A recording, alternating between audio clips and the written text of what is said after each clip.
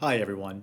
My name is Michael Rothfuss, owner of Bell Retirement Strategies, and I specialize in helping telecom employees retire from the Bell telephone system. In today's video, we're going to be talking about the Verizon pension plan.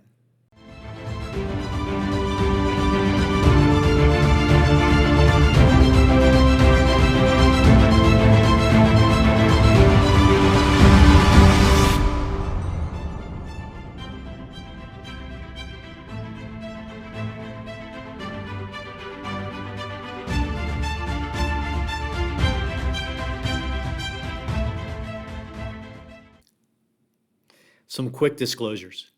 While I specialize in assisting telecom employees with their retirement options, understand that I'm not endorsed, retained, or affiliated with Verizon, the CWA, or the IBEW. I feel this is a good thing as it allows me to offer an independent, objective explanation of your benefits. I am someone who's worked with Verizon employees now for 20 years, and that experience has given me the opportunity to have a very good understanding of your retirement group benefits. Well, we're talking about the Verizon Defined Benefit Pension Plan. Only those hired prior to October 28th, 2012 are eligible to participate in the plan. Now, if you have 30 years of service, you're pension eligible without any restrictions. For those of you that have less than 30 years of service, you must fall into one of these categories, requiring both a certain number of years of service and a minimum age. Now, as you look at these four categories, in order to obtain service pension eligibility for those under 30 years of service, you will see what looks a lot like the rule of 75. And yes, each one of these categories of age and years of service requirements do add up to 75. However, understand that simply adding up your age and years of service to 75 does not equal service pension eligibility. You have to meet both the age and service requirements listed. I'll give you an example of someone whose age and service adds up to 75, but they're not quite yet service pension eligible. Let's take someone who's age 52 with 23 years of service. Yes, that does add up to 75. However, this person would have to wait 2 more years when they're actually age 54 and 25 years of service before they fit within that first category listed here, because it requires a minimum age of 50 and at least 25 years of service to be eligible. One last note, that category of age 50 with 25 years of service may have early retirement penalties that apply to the pension calculation, and I'll touch up more on that shortly. There are 3 basic ways to receive your pension. The first option is the single life annuity option. This is a lifetime income for the retiree's life only. It is guaranteed by the Verizon pension plan's ability to pay.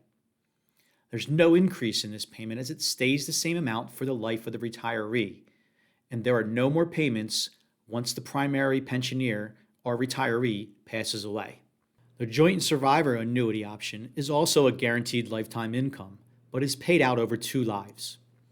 When the primary pensioner passes away, the income will continue paying a surviving beneficiary until that person passes. When the second life passes away, the payments stop. Because this option covers 2 lives, the monthly amount may be reduced, and the amount of that reduction will depend on your chosen beneficiary's age. There are no cost of living adjustments to either the single life annuity or the joint survivor annuity options. The only way the joint survivor annuity will increase is if the surviving beneficiary predeceases the retiree, in which then it will pop up to the original amount you would have received had you chosen the single life annuity. The lump sum option is the present day value of all one's single life annuity payments, but paid out all in one large sum at retirement. Now, while the single life annuity and the joint survivor options maintain ties to the Verizon pension plan, the lump sum completely cuts ties from the pension plan altogether. However, all of the investment management and risk falls onto the retiree when accepting the lump sum. If you do choose the lump sum pension option, you're going to want to do a direct institution-to-institution rollover transfer. And this is done by directing the Verizon Benefits Center to have the check made payable directly to your IRA custodian.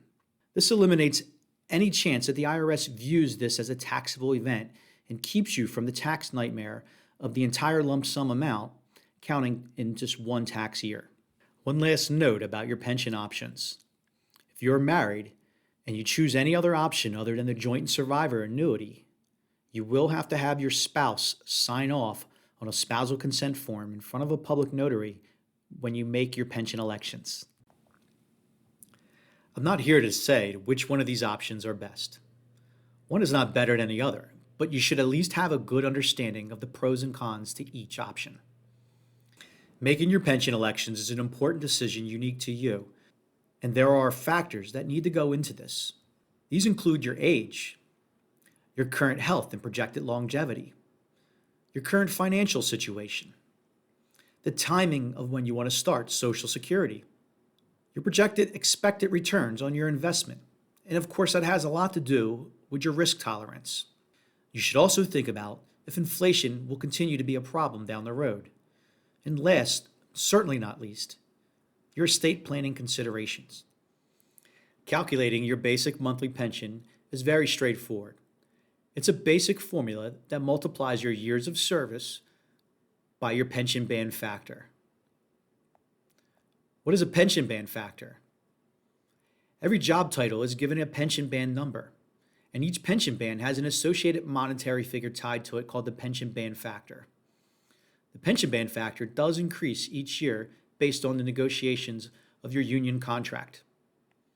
Per the newest contract extension, your pension bands will be increasing by 1.5% on June 29th in the year 2023, 2024, and 2025.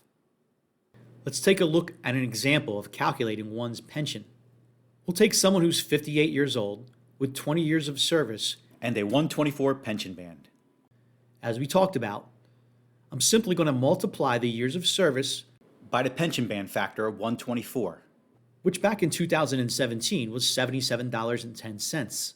In this example, the retiree would have a basic monthly pension benefit amount of $1,586.98. Earlier on the pension eligibility slide, I showed the category of reaching age 50 with 25 years of service in red font, and here's why. There is a 0.5% of reduction to one's pension for every month that they are under the age of 55, unless they have 30 years of service. This is why getting 30 years of service is such an important career milestone with the company. Because it would not matter if you started with the phone company at age 18 and are only 48 years old when you reach your 30 years. No age discounts or early retirement penalties apply. I've also seen these early age reductions waived when an EISP is offered. Here's one more example. Here we have an employee who's 53 years old with 25 years of service. This person doesn't quite have their 30 years of net credited service yet, and they'll be retiring 24 months prior to turning age 55. An early retirement age reduction will apply to their pension by 12%, or a 0.5% times the 24 months that they're retiring early.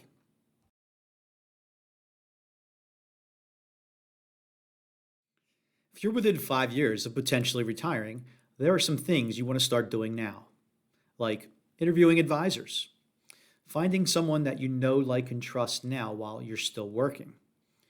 Get your questions answered now and find out how your money would potentially be managed if and when you do retire. Get the appropriate advice now so you can reach your retirement target and maximize the benefits available to you. I offer every Verizon employee a complimentary chance to review their personal financial situation. In that meeting, you'll find out how much you need, how much your investments need to earn, and when can you retire. If you're not quite yet ready to retire, that's okay. You'll walk away with that meeting with actionable items that you can begin implementing now to help you reach your retirement goals. And we can continue to meet annually to see how things are progressing. You can schedule an appointment with me either by calling 610-989-2808 or go to my website, bellretirementstrategies.com. I'm Michael Rothfuss from Bell Retirement Strategies, and thank you for watching.